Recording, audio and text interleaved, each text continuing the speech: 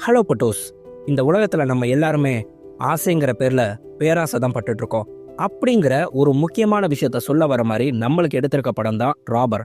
இந்த படத்தோட ஒன்லைன் என்னன்னு கேட்டிங்கன்னா, சராசரி வாழ்க்கை வாழ்ந்துகிட்டு இருக்க ஒருத்தன் பார்த்தீங்கன்னா, ஒரு பொண்ணு மேலே ஏற்படுற தவறான ஆசை, அவளை எப்படியாவது கரெக்ட் பண்ணுறதுக்காக நம்மளுக்கு பணம் தேவைன்னு சொல்லிட்டு செயின் ஸ்நாச்சிங் பண்ண ஆரம்பிக்கிறான். அது அவன் வாழ்க்கையில் அவனை எங்கே கொண்டு போய் விடுது அப்படிங்கிறத ரொம்ப அருமையாக சொல்லியிருக்க படம். இதில் ஏகப்பட்ட ட்விஸ்ட் வச்சு கிளைமேக்ஸில் நம்ம கொஞ்சம் கூட எதிர்பார்க்காத ஒரு தரமான ட்விஸ்ட் வச்சு முடிச்சிருக்காங்க. இந்த உலகத்தில் திருடாத மனுஷங்களே இருக்கவே முடியாது. சின்ன வயசுலேருந்து நம்ம அட்லீஸ்ட் ஒரு பென்சில் இல்லை ஒரு ரப்பரையாவது நம்ம திருடி இருப்போம். இந்த படத்தை பார்த்ததுக்கப்புறம் ஆஹா நல்ல வேலைக்கு நம்ம இந்த மாதிரிலாம் போகலாம் அப்படின்னு சொல்லி நினச்சிட்டு நம்மளே சந்தோஷப்படுற மாதிரி ஒரு தரமான கிளைமேக்ஸ் நண்பா இப்போ தான் நம்ம சேனலுக்கு முதல் முறையாக வந்திருக்கீங்கன்னா மறக்காமல் நம்ம சேனலுக்கு சப்ஸ்கிரைப் பண்ணி அப்படியே நம்ம வீடியோக்கு ஒரு லைக்கும் போட்டுருங்க.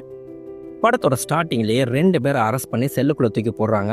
அந்த 2 பேருமே பார்த்தீங்கன்னா என்ன பண்ணிட்டு உள்ளே வந்திருக்காங்கன்னு சொல்லிட்டு உள்ளார் கால் கேட்டால், சார் நாங்கள் 2 பேரும் ஐடி கம்பெனியில் வேலை பார்க்குறோம் சார், வேலை பார்க்குற சம்பளம் பத்தலை அப்படின்னு சொல்லிட்டு அடுத்தவனோட ஃபோனை டேப் பண்ணி உள்ளே இருக்க இன்ஃபர்மேஷன்லாம் நாங்கள் எடுத்தோம், கொஞ்சம் காசு பார்த்தோம், சரி இதே வேணாம் நம்ம நேர்மையாக வாழணும், கடைசியாக ஒன்று பண்ணலான்னு சொல்லிட்டு எங்கள் கம்பெனியோட சிஇஓ அவனோட ஃபோனையே நாங்கள் டேப் பண்ணோம்.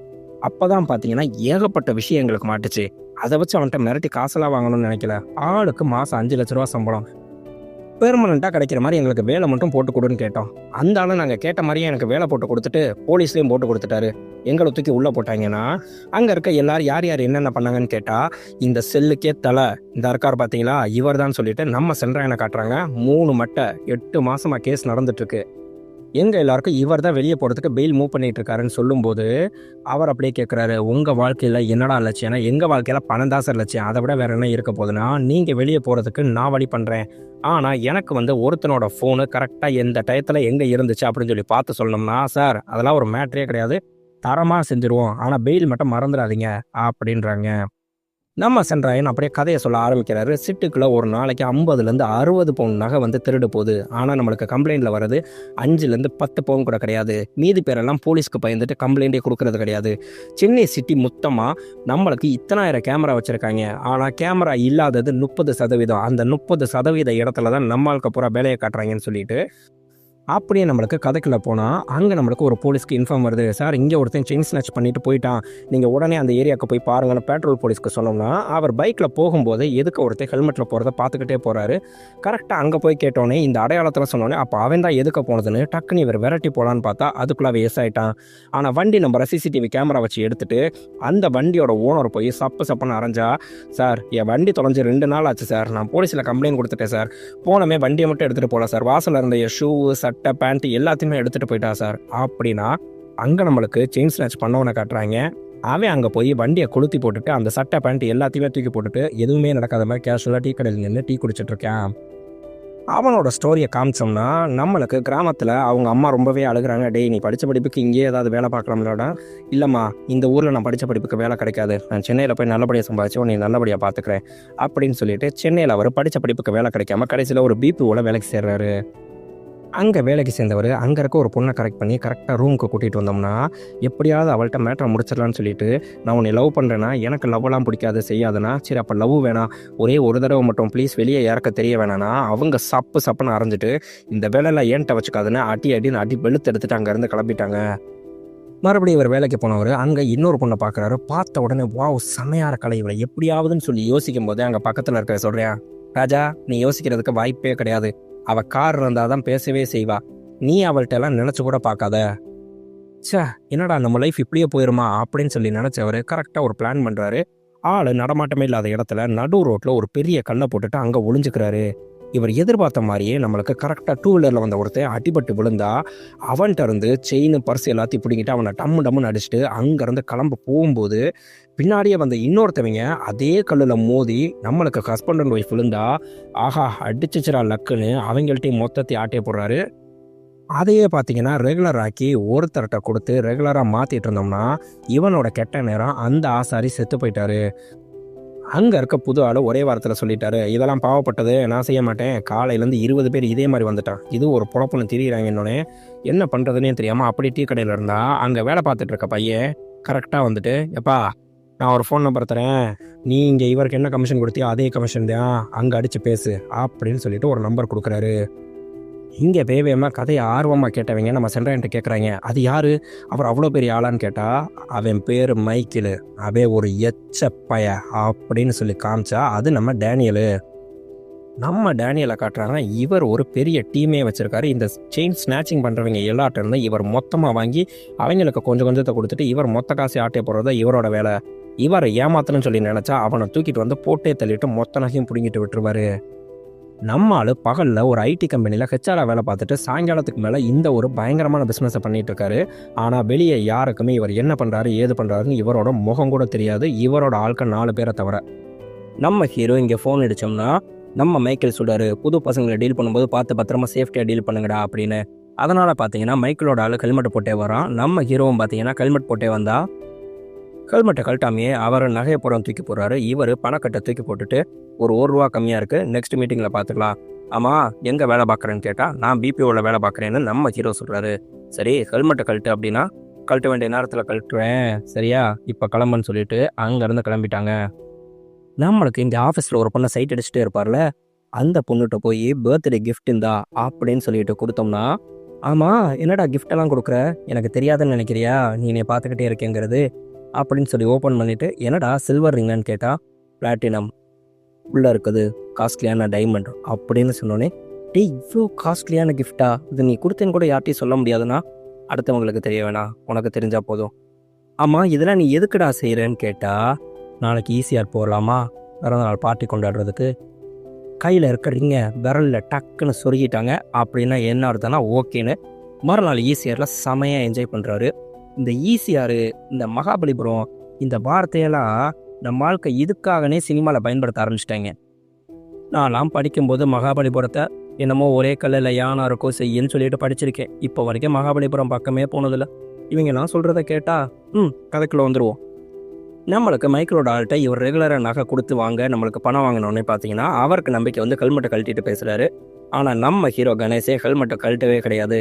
ஏண்டா இன்னமா என் வேலை நம்பிக்கை வரல அப்படின்னு கேட்டால், நேரம் வரும்போது ஹெல்மெட்டை கழட்டுறேன் அப்படின்னு சொல்லிட்டு, நீ செய்கிற வேலையில் ரிஸ்க் ஜாஸ்தியாக இருக்குது ஆனால் பலன் கம்மியாக இருக்குடானா என்ன சொல்கிற, ஆமாம் நீ வந்து ஒரு ரவுண்டில் அடிக்க வேண்டிய நகையை 8 ரவுண்டில் அடிச்சிருக்க, எனக்கு தெரிஞ்ச ஒரு பையன் இருக்கா நல்ல ஷார்ப்பு, நீ வேணா அவனை சேர்த்துக்க அப்படின்னு சொன்னால் எனக்குன்னு ஒரு ஃபிலாசபி இருக்குது, நான் அதிகமாக பேராசைப்பட மாட்டேன் அப்படிங்கிறாரு. எனக்கு இந்த படத்தோட ஃபேவரட் டைலாக்கு, நம்ம வாழ்க்கையில் எல்லாருமே ஆசைங்கிற பேரில் பேராசை தான் பட்டுட்ருக்கோம். அடுத்த 2 நாள் கழித்து பார்த்தீங்கன்னா நம்ம மைக்கிளோட ஆள் இன்னொரு பையனை கூட்டிகிட்டு வந்து விடுறாரு.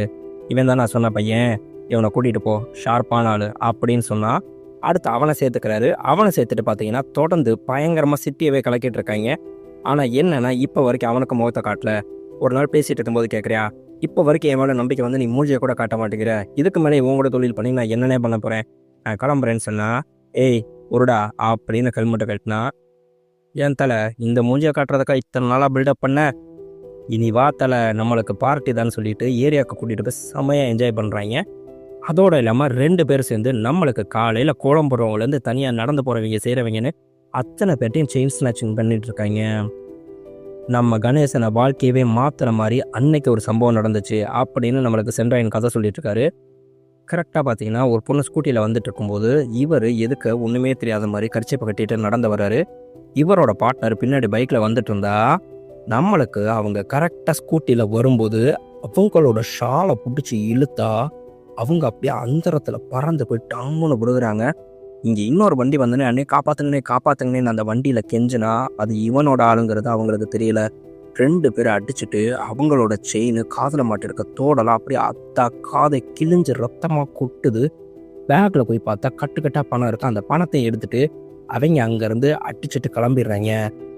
அவங்க அடிபட்டதோட கதறி அழுதுட்டு மறுபடியும் வண்டி எடுக்கிறாங்க. ஸ்கூட்டி எடுத்து விடாமல் இவங்கள வரட்டலாம். என்ன தலை பின்னாடியே வருதுன்னா வாடா பார்த்துக்கலாம், நம்ம வண்டியெல்லாம் பிடிக்க முடியுமானா அவங்க வண்டியில் பறக்கிறாங்க. இவங்க வண்டியை வேகமாக ஓட்டிட்டு வந்தால் கீழே விழுந்ததுனால இவங்க வண்டியோட சைட் ஸ்டாண்டு ஆடிக்கிட்டே இருக்கும். அப்படியே நம்மளுக்கு ஸ்பில் பிரேக்கரில் சைட் ஸ்டாண்டை அடித்து தூக்கணும்னா அவ்வளவுதான், அவங்க அங்கேயே பறந்துடுறாங்க. இவங்க அங்கேருந்து எஸ்கேப் ஆகிட்டாங்க. நம்ம ஹீரோவோட கேர்ள் ஃப்ரெண்டு பார்த்தீங்கன்னா அடுத்து ஒரு காஸ்ட்லியான நெக்லஸை காமிச்சு, எனக்கு இந்த நெக்லஸ் டிசைன் ரொம்ப பிடிச்சிருக்கு, தங்கச்சி கல்யாணத்துக்கு போனோம், இதே எனக்கு வாங்கி கொடுன்னு கேட்டிருந்தா நம்மளுக்கு இந்த சம்பவத்தை முடிச்சதுக்கப்புறம் அடுத்து அந்த நெக்லஸையும் கிஃப்ட் பண்ணுறாரு. தேங்க்யூ பேபி அப்படின்னா 2 பேரும் வழக்கம் போல் ரொமான்ஸ் தான். இங்கே பார்த்தீங்கன்னா நம்மளுக்கு அந்த பொண்ணு ஹாஸ்பிட்டலில் கூட்டிகிட்டு போகும்போது அவங்க அப்பாவுக்கு ஃபோன் அடித்து வர சொன்னால் அவங்க அப்பா வந்து கதறி அழுகிறாரு. அந்த பொண்ணு ஸ்பாட்லேயே டெட் சார். நாங்கள் கூட ஏதோ ஆக்சிடென்ட் அப்படின்னு தான் சார் நினச்சோம். ஆனால் பார்த்தீங்கன்னா காதெல்லாம் கிழிஞ்சிருக்கு, தோட பிடுங்கியிருக்காங்க. இது ஏதோ செயின் ஸ்நாச்சிங் மாதிரி தெரியுது சார். ஆனால் அங்கே சிசிடிவி எதுவுமே இல்லாததுனால யார் செஞ்சால் என்னங்கிறது தெரியல சார் அப்படின்றாரு. நம்மளுக்கு அந்த போலீஸ்காரர் இந்தாங்க இந்த பொண்ணோட ஹேண்ட்பேக் மட்டும் அங்கே தூரத்தில் கிடந்துச்சுன்னு சொல்லி சொன்னோம்னா அந்த ஹேண்ட்பேக்கை உட்காந்து அப்படியே அழுதுகிட்டே எடுக்கிறாரு. உள்ளே இருந்த கல்யாண பத்திரிக்கை பார்த்தோன்னே பக்கத்தில் இருந்த இன்னொரு போலீஸ்காரன் கேட்குறான், சார் உங்கள் பொண்ணுக்கு கல்யாணம் வச்சிருக்கீங்களா சார்? நான் அவ்வளவுதான் தாங்க முடியாமல் அழுகிறாரு. விடுங்க சார், எதுவும் நினைக்காதீங்க சார், கண்டிப்பாக அவங்கள பிடிச்சிடலாம் அப்படின்னு. அடுத்து பார்த்தீங்கன்னா வழக்கம் போல் நம்ம கணேசன் ஹெல்மெட்டை போட்டுட்டு இங்கே மைக்கிளோட ஆளை பார்க்க வந்தா அவன் இந்த தடவையும் பார்த்தீங்கன்னா ஒரு ரூபா கம்மியாக கொடுக்குறான். ஏய் என்ன ஏற்கனவே 7 கம்மி, இதோடு சேர்த்தா 8, இப்படியா ஏற்றிக்கிட்டே போகிறேன்னா உன் கணக்கெலாம் சரியாக இருக்குது. ஆனால் நான் அனுப்பின பையனுக்கு தான் நீ எதுவுமே கொடுக்கறதில்ல அப்படின்னு சொல்லி கேள்விப்பட்டேன். அவனுக்கு என்ன கொடுக்கணுங்கிறது எனக்கு தெரியும், நீ அதை பற்றி சொல்லாத, நீ உன் கணக்கை சரியாக முடின்னு சொன்னால் இந்தா வேணா எக்ஸ்ட்ரா ஒரு 50 ரூபா தரேன், இருக்கிறத வச்சுட்டு சந்தோஷமாக வாழப்படாத தம்பி சரியா அப்படின்னு சொன்ன உடனே நம்ம கணேஷ் அப்படியே முறைச்சி பார்த்துட்ருக்காரு. என்னடா முறைக்கிறேன்னு சொல்லிட்டு அவர் வண்டியை எட்டி உதச்சா 2 பேருக்கு இடையில பயங்கரமான சண்டை நடக்குது. ஏண்டா என்னையவே அடிச்சா பொருடா ஏரியாவில் அந்த ஆளை கூப்பிட்டுட்டு வரட்டு அவர் ஓடுனா இவர் விடாமல் விரட்டியாக அங்கே அடிக்கிறாரு. கரெக்டாக பார்த்தீங்கன்னா மைக்கிள் காருக்குள்ளே உட்காந்துருக்காரு. மைக்கிளோட காருக்கு முன்னாடி தான் போட்டு அவனை அட்டின்னு அடிச்சுட்டு நம்ம மைக்கிளோட ஆள் பேக்கில் வச்சிருந்த 100 பவுன் பணம் எல்லாத்தையுமே நம்ம ஹீரோ தூக்கிட்டு அங்கேருந்து கிளம்புறாரு. ஆனால் காருக்குள்ளே உட்காந்துருந்த மைக்கிள் இதை அப்படியே வீடியோ எடுத்துகிட்டு இருக்காரு. இவர் சண்டை போட்டதில் ஹெல்மெட்டை கழட்டினதுனால இவரோட ஃபேஸையும் நம்ம மைக்கிள் பார்த்துட்டாரு. நம்ம ஹீரோ சத்யா ஒரு ரெஸ்டாரண்ட்டில் இருந்துட்டு அவரோட அசிஸ்டண்ட்டை வர சொல்லுவார். ஏண்டா நான் கொடுக்குற காசில் என்ன தாண்டா பண்ணுறேன்னா ஏரோக்கில் ஒரு ஃபிகர் இருக்குனே, அதுக்கு செலவழிக்கிறதுக்கே பற்ற மாட்டேங்குதுனே. ஆமாம் உன்னை சேர்த்து விட்டானே குண்டை, அவன் உனக்கு காசு கொடுக்குறானா அப்படின்னு கேட்டால் இல்லையா தலை, என்ன சொல்கிற நீனா? டேய் உனக்கு கொடுக்கணும்னு சொல்லிட்டு அவன் இது வரைக்கும் 8 லட்ச ரூபாய்க்கு மேலே எனக்கு கமிஷனே வாங்கி வச்சிருக்காண்டா. இல்லை தலை எனக்கு எதுவும் தெரியாது தலை, நீ ஏன்னா ஏதோ உனக்கு பிச்சை காசு தூக்கி கொடுங்கிற வேலைச்சேரில் நான் உனக்கு ஒரு வீடே கட்டிக்கிட்டு இருக்கேன்டா, கட்டி முடிச்சுட்டு பாலை காய்ச்சிட்டு சொல்லலாம்னு நினச்சா அதுக்குள்ளே பாரு சஸ்பென்ஸை உடைக்க விட்டுட்டாங்கன்னா. என்ன தலை சொல்கிற, எனக்கு வேலைச்சேரில் வீடு கட்டிட்டு இருக்கேன்னா? ஆமாண்டா அப்படின்னு சொல்லி பேசிகிட்டு இருக்கும்போதே கரெக்டாக அந்த தம்பிக்கு ஒரு ஃபோன் வருது. உங்ககிட்ட இருந்து சேர்த்து விட்டு நம்ம மைக்கிளோட அந்த குண்டுன்னு தான் பேசுகிறா. டேய் அவனுக்கு எனக்கு லடையாயிருச்சு, அதனால் அவன் இதுக்கு மேலே இருந்தால் சரி வராது, அவனை முடிச்சு விட்ரு அப்படின்னு சொன்னால் என்ன தலை சொல்கிற நீயே? ஆமாம் அவனை முடிச்சு விட்ரு, வெளியே தெரியாமல் பார்த்துக்கோன்னு சொன்ன உடனே ஓகே ஒன்றும் பிரச்சனை இல்லை, டிக்கெட்டு தானே நான் வாங்கிடுவேன் அப்படின்னு சொன்னால் இங்கே நம்ம சத்யா கேட்குறாரு, யாரா ஃபோன்லனா? தெரிஞ்சவன் தலை, நம்ம தலைவர் படத்துக்கு டிக்கெட் வேணும்னு கேட்டியா? நம்மளால் முடியாததா, ஒன்றும் பிரச்சனை இல்லைன்னு. சரி அந்த சரி வீடை போய் பார்க்கலாமா? சரி வா கூட்டிகிட்டு போய் காட்டுறேன்னு சொல்லிட்டு நம்ம சத்யா அந்த பையனை கூப்பிட்டுட்டு கிளம்புறாரு. என்ன தலை வேலைச்சேரி வீட்டுக்கு கூட்டிகிட்டு போவேன்னு பார்த்தா இங்கே ஏதோ தனியாக நிப்பாட்டியிருக்கேன்னா? ஏய் போகிறதுக்கு முன்னாடி அங்கே வரு தனியாக ஒரு பொம்பளை வருது, வேலையை முடிச்சுட்டு வா அப்படின்னு சொல்லிட்டு கரெக்டாக இவர் நிற்கிறாரு. இந்த பையனை வேகமாக இறங்கி போய் அவங்கள்ட்ட அந்த செயின் அடித்தா அங்கே ஏரியாவில் நிறையா பசங்க இருந்தவங்க அப்படியே நம்மளுக்கு மொத்தமாக விரட்டுறாங்க. விரட்டி ஓடியாந்தா அது நம்மளுக்கு பெரிய காலனியாகவே வருது, மொத்த ஊரே விரட்டிட்டு வருது. நம்ம சத்யா இதாண்டா நேரம்னு சொல்லிட்டு டக்குன்னு வண்டி எடுத்துகிட்டு கிளம்பிடுறாரு. அப்போல்லாம் அங்கே பிடிச்சிட்டாங்க அப்படின்னு சொல்லி சொன்னோம்னா, டேய் உன் மூஞ்சி எனக்கு தெரியும்டா, உன்னை நான் மாட்டி விடாமல் விட மாட்டேன்டா அப்படின்னு கத்துனா நம்மளுக்கு சத்யா வண்டி எடுத்துகிட்டு போனவர் சைஸாக சுற்றி சட்டைக்கிட்டெல்லாம் மாற்றிட்டு ஐயோ அங்கே ஒரு திருடை மாட்டிக்கிட்டானான்னு சுற்றி இருக்க அத்தனை ஏரியாக்காரங்களும் மொத்தமாக கூட்டிட்டாங்க. வந்தா ஏற்கனவே நம்மளுக்கு இவனை போட்டு அடி நடிச்சிட்டு இருக்காங்க. கூட்டத்தோட கூட்டமாக உள்ளே போகுது, அவனை சோழியவே முடிச்சு விட்ருவாரு. ஏண்டா என்னையவா போட்டத்தில் பிளான் பண்ணுறீங்க, இதோட உன் கதை முடிஞ்சுடா அப்படின்னு. அடுத்து பார்த்தீங்கன்னா இங்கே நம்மளுக்கு அந்த பொண்ணோட அப்பாவை காட்டுறாங்க. நம்ம ஹீரோ சத்யாட்ட வந்து, சார் நீங்கள் இந்த ஐடி கம்பெனியில் தானே வேலை பார்த்துட்ருக்கீங்க, அங்கே வேலை பார்க்குற குமார்னு ஒரு பையனை பற்றி எனக்கு விசாரிக்கணும் சார், அவனுக்கு தான் என் பொண்ணை கொடுக்குறதா இருக்கேன் அப்படின்னு சொன்னோம்னா, என்ன சார் நீங்கள் பொண்ணு கொடுக்குறாள் இப்படி விசாரிச்சிங்கன்னா நாளைக்கு எங்களுக்குலாம் எப்படி கல்யாணம் ஆகும்னு சொல்லிட்டு அவனுக்குலாம் எப்படி சார் பொண்ணு கொடுக்குறீங்க, அவனே ஒரு ஃப்ராடு புறம்போக்கு அப்படின்னு சொன்னால், சார் எல்லாத்தையும் கேட்டேன் நல்ல விதமாக சொன்னாங்க, நீங்கள் வேறு ஏதோ ஒரு குமார் சொல்கிறீங்கன்னு நினைக்கிறேன், இந்த ஒரு நிமிஷம் சார் அவரை ஃபோட்டோவை பார்த்துட்டு சொல்லுங்கன்னவர். இந்த ஃபோட்டோ இல்லை சார் அந்த கார்ப்பில் இருக்குன்னு நினைக்கிறேன், கொஞ்சம் கோச்சிக்காமல் வாங்க சார், அந்த ஃபோட்டோவை மட்டும் பார்த்துட்டு அவனை பற்றி சொல்லுங்கள் சார்ட்டு டக்குன்னு நம்மளுக்கு ஃபோட்டோவை எடுத்து கொடுத்த கார்கிட்ட போய் ஃபோட்டோவை பார்த்தோன்னே நம்ம சத்யா மிரண்டு போயிடுறாரு. அதில் இருக்கிறது இவரோட ஃபோட்டோ. டக்குன்னு அவரை தலையில் யாரோ அடித்து அங்கேருந்து தூக்கிட்டு போகிறத காமிக்கிறாங்க. என்னடா நடந்துச்சு அப்படின்னு லைட்டாக ஃப்ளாஷ்பேக்கை காட்டினா அந்த பொண்ணோட அப்பாவை கூப்பிட்டு போலீஸ்காரவங்க நம்மளுக்கு என்கொயரி பண்ணுறப்ப சொல்கிறாங்க, சார் நார்த்துலேருந்து நிறையா பேர் இறங்கியிருக்காங்க சார், அவங்க தான் சார் அம்பட்டி பண்ணிட்டு இருக்காங்க செய்கிறாங்க, கூடிய சீக்கிரம் உங்கள் பொண்ணை கொன்னவனை நாங்கள் சட்டத்துக்கு முன்னாடி நிப்பாட்டியே தீர்வோம் சார்னா நம்மளுக்கு வெளியே அந்த கான்ஸ்டபிள் சொல்கிறாரு, என்ன சார் பீகார்காரங்க ஒரிசாக்காரங்க அப்படின்னு சொல்லி பழிய தூக்கி போட்டாங்களா சார், பண்ணுறவன் பூரா நம்ம கூடவே இருக்க வேண்டாம் சார், அது எவன் தான் சார் தெரியல, நான் இன்றைக்கோட ரிட்டையர் ஆகிட்டேன் சார், ஆனால் ஒரு நாள் கூட மனசுக்கு நிம்மதியாக போலீஸ் வேலை பார்த்த மாதிரியே இல்லை சார் அப்படின்னு சொல்லிட்டு அங்கேருந்து கிளம்புனா நம்மளுக்கு பத்திரிக்கைக்காரங்க பேட்டி எடுக்கிறாங்க. சார் என்ன சார் உங்கள் பொண்ணு கொண்டவங்களை பிடிச்சிருவாங்களா செஞ்சுருவாங்களா அப்படின்னு கேட்டால், அவன் என் கையில் கட்டச்சா அவனை கண்டுந்துட்டோமா வெட்டி போடுவேன் சார் நானேவும் அப்படின்றாரு. அந்த கான்ஸ்டபிள் சமாதானம் பண்ணி அனுப்பி விட்டோம்னா கொஞ்ச நாள் கழிச்சு அந்த கான்ஸ்டபிள் இவரை பார்க்குறதுக்கு வீட்டுக்கு வராரு. சார் உங்கள் பொண்ணை கொண்ட 3 பேரையும் பீகாரில் வச்சு போலீஸ் என்கவுண்டர் பண்ணிருச்சு, உங்கள் விஷயத்தில் அதை சட்டம் தன் கடமையை செஞ்சிச்சுன்னு சந்தோஷப்படுங்க சார்னா அவர் அப்படியே சிரிச்சுட்டே நம்மளுக்கு ஒரு ஃபைலை தூக்கி போடுறாரு. அந்த கவரை பிரித்து பார்த்தோம்னா உள்ளுக்குள்ளே நம்மளுக்கு ஹீரோ சத்யாவோட ஃபோட்டோவும் நிறைய நியூஸ் கட்டிங்ஸ் இருக்குது. யார் சார் இது உங்களுக்கு கொடுத்தானா தெரில சார், என் காம்பவுண்டுக்குள்ளே கிடந்துச்சுன்னா. சரி சார் இதை போலீஸில் ஒப்படைக்க வேண்டியது தானே, போலீஸில் ஒப்படைச்சா ப்ரூஃப் இல்லை, சிசிடிவி கேமரா இல்லை அப்படின்னு சொல்லிட்டு கொஞ்ச நாள் அவனை வெளியே விட்டுருவீங்க சார். என்னால் முடியாது சார், இவனை நான் ஏதாவது பண்ணியே ஆகணும்னு சொன்னால் சார் நீங்கள் சொல்கிற மாதிரி இவனை தூக்குவோம், ஒருவேளை இவன் தான் பண்ணியிருந்தானா அவனை நானே வெட்டி போடுறேன் சார், இல்லைன்னா என்ன பண்ணுறதுன்னு தான் சார் பிரச்சனைனா சார் தூக்குவோம் சார்னு சொல்லிட்டு தான் பிளான் பண்ணி தூக்கிட்டாங்க. அங்கே நம்மளுக்கு சென்ட்ரையன்ட்ட கேட்குறாங்க, இவங்க அப்பாட்ட நம்மளுக்கு இந்த ஃபோட்டோவை கொடுத்தது யாருன்னு கேட்டால் நம்மளுக்கு மைக்கில் காமிக்கிறாங்க.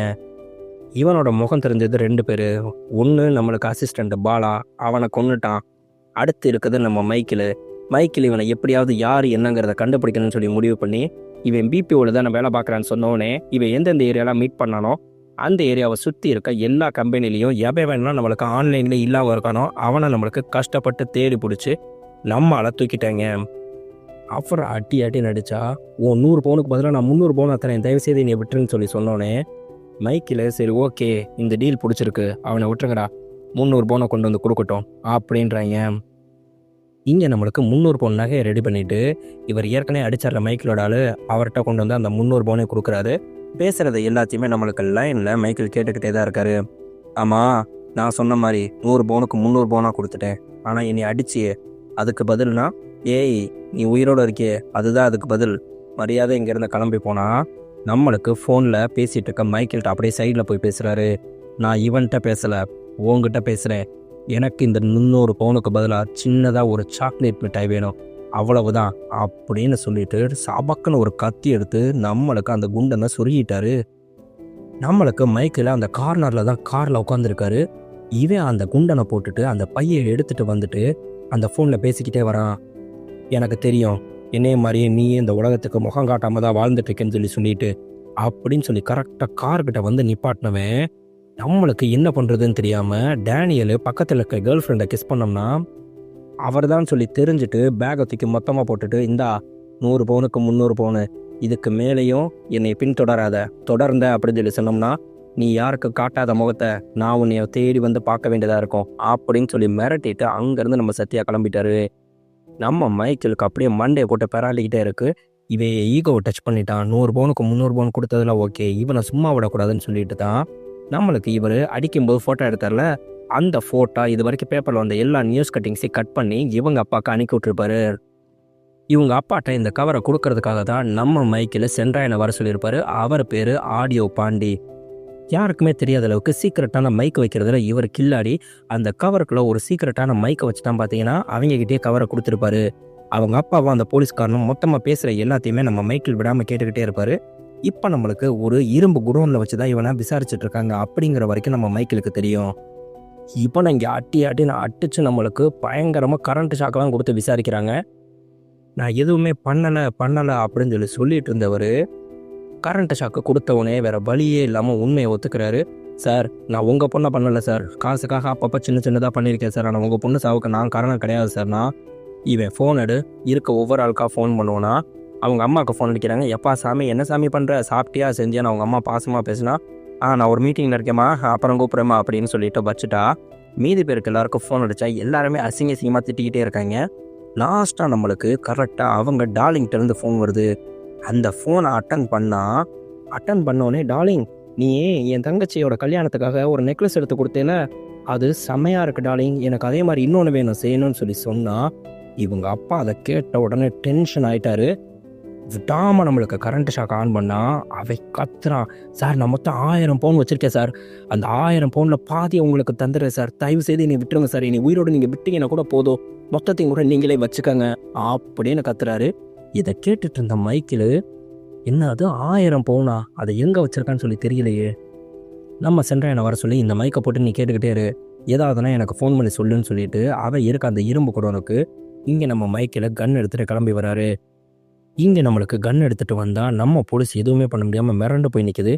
அவங்க 2 பேரும் கன் ஷாட்டில் அப்படியே நிற்க வச்சுட்டு இவனை கேட்குறாங்க, டேய் மரியாதை உண்மையை சொல்லு, நீ 1000 பவுன் நகை வச்சுருக்க, நீ 100 பவுனுக்கு 300 பவுன் கொடுக்கும்போதே நினச்சேன்டா நீ குறைச்சலாம் வச்சிருக்க மாட்டா அப்படிங்கிறது, நீ அந்த 1000 பவுன் எங்கே வச்சுருக்க அப்படின்னு கேட்டுட்டு இருக்கும்போதே நம்ம போலீஸ் அந்த கன்னை தள்ளி விட்டா இவர் கன்னை வச்சு நம்மளுக்கு அவங்க அப்பாவையே இந்த கான்ஸ்டபிளையும் சுட்டுறாரு.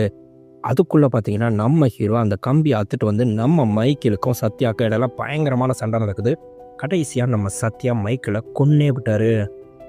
கொன்னுட்டு அந்த கன் எடுத்துகிட்டு உள்ளே வந்து பார்க்குறாரு. நம்மளுக்கு துடிச்சிட்டு இருந்த கான்ஸ்டபிளையும் போட்டு தள்ளிட்டு மறுபடியும் அவங்க அப்பாட்ட வந்தா அந்த பொண்ணோட அப்பா அப்படியே சிரிச்சா நம்ம சத்யா டென்ஷன் ஆகிட்டு, சிரிக்காதையா, உன்னை பார்த்தாலே எனக்கு வெறுப்பாக வருதுன்னு சொல்லிட்டு டப்புன்னு சுட்டு அவரையும் போட்டு தள்ளிடுறாரு.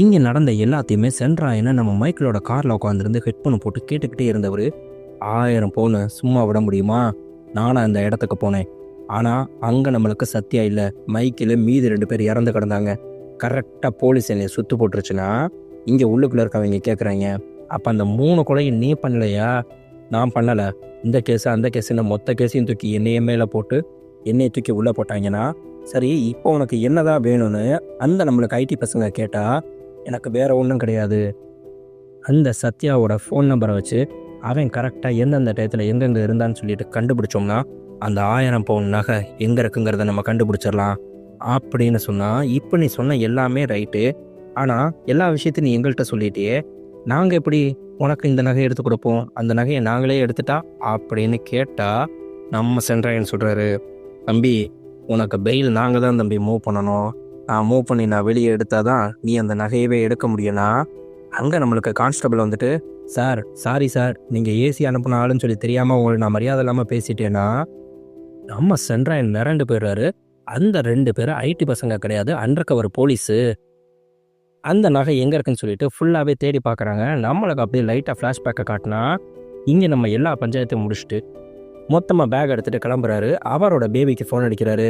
ஆமாம் பேபி, நீ 4 லேக் நெக்லஸ் கேட்டிருந்தேல கசின் மேரேஜுக்கு, அது ரெடியாக இருக்குது, ஹோட்டல் ரூமுக்கு வான்னு கூப்பிட்டா, இல்லை ஹோட்டல் ரூமுக்கு வர முடியாது பேபி, எங்கள் அப்பா அம்மா எனக்கு மேரேஜ் ஃபிக்ஸ் பண்ணிட்டாங்க அப்படின்னு சொன்னால், என்னது மேரேஜ் ஃபிக்ஸ் பண்ணிட்டாங்களா, அடியே உன்னால் தாண்டி நான் இம்பட்டி ஆரம்பித்தேன், என் வாழ்க்கையே நாசம் பண்ணது நீடி, நீ எவனை வேணாலும் கல்யாணம் பண்ணிக்கோ, ஆனால் ஏன் கூட இந்த ரூமில் வந்து படுத்துட்டு தான் போகணுன்னு சொன்னால், சி நான் உன்கிட்ட ஃப்ரெண்டாக தான் பேசினேன், என்கிட்ட நீ இந்த மீனிங்லையா பழகலை அப்படின்னு சொன்னால், என்னடி சொல்கிற அப்படின்னு சொல்லிட்டு இருக்கும்போது அவங்க ஃபோனை வச்சிடுறாங்க. இவர் ஹெல்மெட்டை போட்டுட்டு எல்லாத்தையும் செயின் ஸ்நாச்சிங் பண்ண மாதிரியே இந்த பொண்ணுட்டையும் போய் சாக்குன்னு அரைஞ்சு நம்மளுக்கு செயின் எல்லாத்தையும் பிடுங்கணும்னா, ஐயோ எங்கள் அப்பா கஷ்டப்பட்டு வாங்கி கொடுத்ததுன்னா என்னது உங்கள் அப்பா வாங்கி கொடுத்தானா, பாயை திறந்தாலே போய் குற்றி முதனா அம்பட்டியை அறுத்துட்டு அங்கேருந்து கிளம்பிட்டாரு. இங்கே நம்மளுக்கு ஊருக்கு வந்து அவங்க அம்மாவோட இருந்தால் அவங்க அம்மாட்ட சாப்பிட்டுட்டு நல்லா கேஷுவலாக பேசிட்டு படுத்து தூங்கிட்டு இருக்கவங்க டக்குன்னு பார்த்தீங்கன்னா அவரை மூஞ்சில் ஏதோ தண்ணி சுட்டுற மாதிரி இருக்கேன்னு பார்த்தா கண்ணை முழிச்சு பார்த்தா மிரண்டு போயிறாரு. அம்மிக்குள்ளோட அவங்க அம்மா கண்ணு முன்னாடி நிற்கிறாங்க. அவங்க அழுதுகிட்டே இருக்க கண்ணீர் சொல்லி தான் இவர் மூஞ்சில் சுட்டுது. அம்மா என்னம்மா பண்ணுற நீயே அப்படின்னு கேட்டால் அங்கே நம்மளுக்கு சின்னதாக ஒரு ஃப்ளாஷ்பேக்கு. இறந்து போன அந்த பொண்ணோட அப்பா இவன் தான் செஞ்சாங்கிறது தெரிஞ்ச உடனேவே இவர் ஒரு வீடியோவாக பேசுகிறாரு. என் பொண்ணு அநியாயமாக உங்கள் மகன்தாம்மா கொண்டுட்டா, என் பொண்ணு மட்டும் இல்லைம்மா, இந்த மாதிரி பல பொண்ணுங்களோட நகையை பறிச்சுதாம்மா உன் மகன் வாழ்ந்துட்டுருக்கா செய்கிறா, நீயே அவனை பார்த்துக்கம்மான்னு சொல்லிட்டு வீடியோ பேசி வீடியோவை அனுப்பி விட்ருப்பாரு. அதை பார்த்ததுக்கப்புறம் இவங்க அப்படியே டென்ஷனில் இருப்பாங்க.